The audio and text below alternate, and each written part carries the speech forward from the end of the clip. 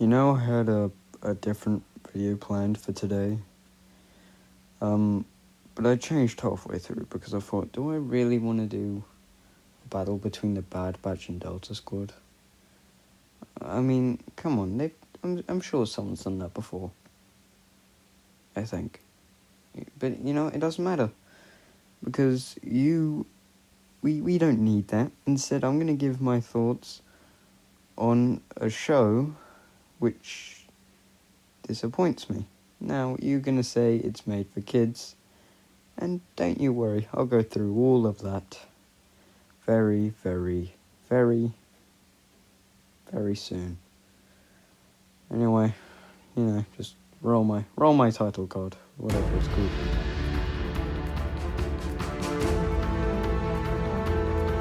This show follows Kazuto Xiono on the Colossus, and he meets a bunch of weird and wacky people around the time of the sequel trilogy. Isn't that your favourite era, the sequel trilogy? It's definitely not mine. But, yeah, we all have different opinions.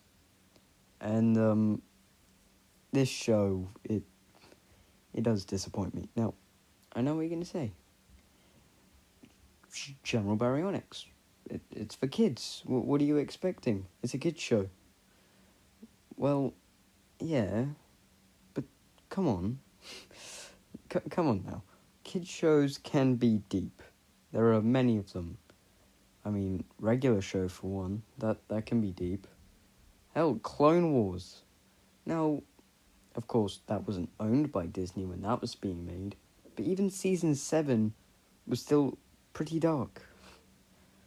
But no, instead, they go a safer route. But kids shows can be dark. They don't have to be all light-hearted and fun. Oh, no, they don't. They can be a little bit darker. They can, show what it's like during this era. But my main issue is that it isn't dark. My main issue is that, well, the plots are stupid. I don't even think I would be entertained. And when I say I wouldn't be entertained, I more mean if I was the prime age to be watching this show.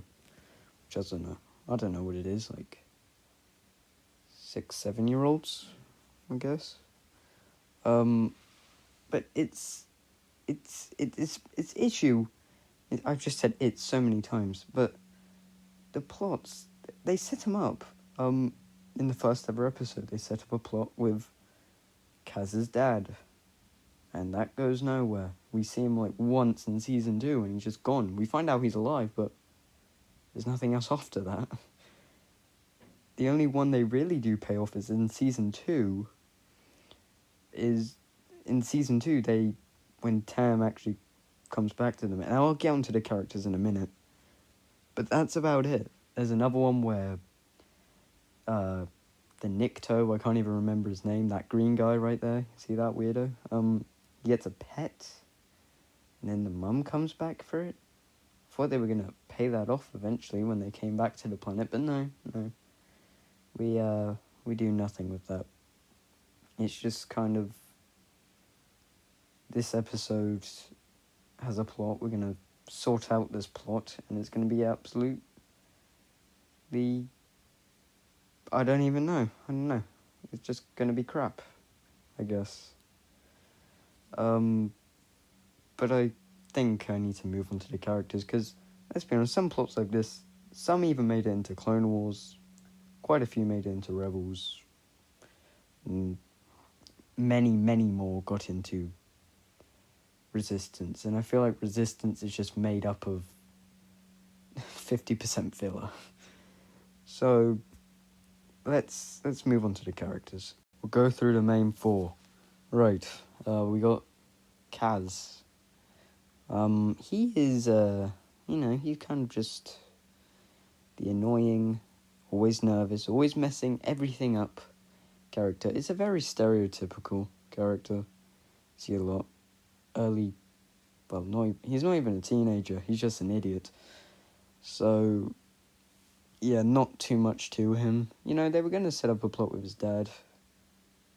that never pays off. And they also set up one with Tam, which does pay off.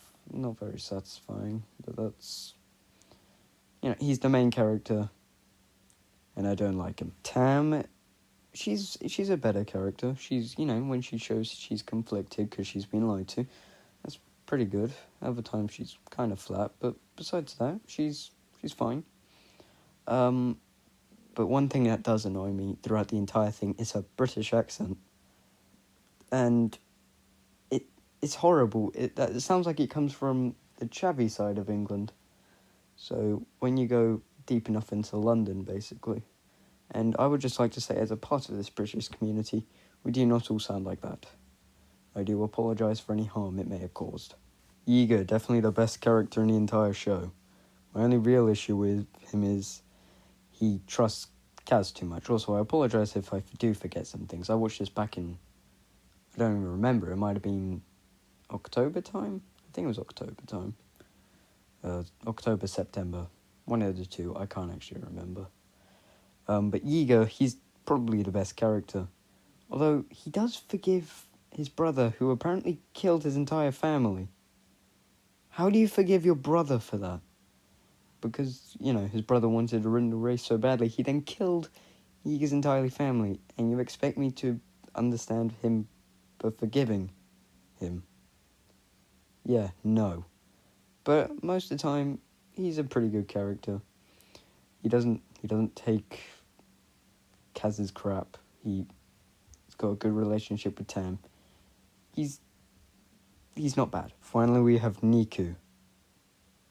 I really hate Niku. He's just so irritating. He takes everything too literal. And this might be the main reason why I don't laugh at this. I laughed at the show, but at times which were unintentionally funny. This guy, he annoys me. At one point he's going, I love food, food. Yeah. You understand what I mean by that? What type of child laughs at this type of stuff? But I guess whatever floats your boat. Wow, the quality of this image is terrible, but there's one more character I wanted to talk about, and it's Elric Vonreg, mostly known as Major Vonreg. He looks so cool. He has a pretty cool voice. And come on, this guy, he deserved more. He was killed off in the first season. He was my favourite character, just because he looked so cool and mysterious. And I was like, I want to find out more. I want to find out his backstory. What did he do? How I don't know. What's his motivations for fighting for the... No. He's dead. And I'm sad.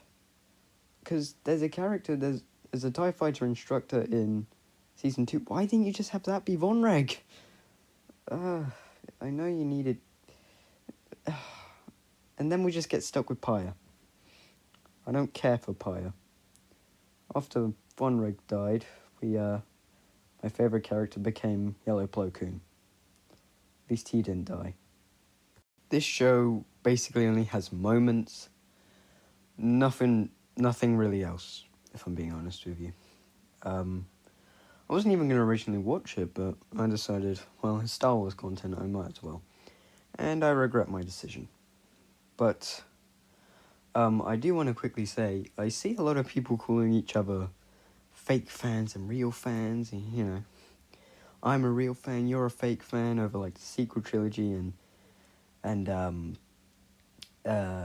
prequels. And I think, well, that's kind of stupid and childish, calling each other fake fans and real fans. How old are you if you're using that? I mean, that's pretty stupid. One more thing, Gina Carano was fired. As I am recording this, she was fired today. So that's a shame. You know the beep bop boop thing she put in her bio on Twitter?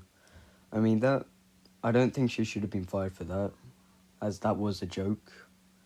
But when she talked about comparing Republicans to the Holocaust, that was pretty stupid. And I'm not gonna say I'm happy she's gone, but I definitely understand the decision why she was fired. So it's too bad, but she really should have stayed off Twitter after the first thing and just stopped going and going and going on. I liked her, but firing her was probably a better decision. So what did you guys think of Resistance? Did you think it was good? Did you think it was bad? Do you think it's underrated? Do you think it's crap? I mean, it has moments for me, but for the most part, it's not good. I don't think really children's shows should be canon, as it does kind of ruin canon a bit. Just have something like the Lego Droid Stories or something like that. I don't know. But yeah, this being canon, it doesn't help the sequels at all. But that's just my take on it. Please tell me yours down below. And I'll see you later, soldiers. Goodbye.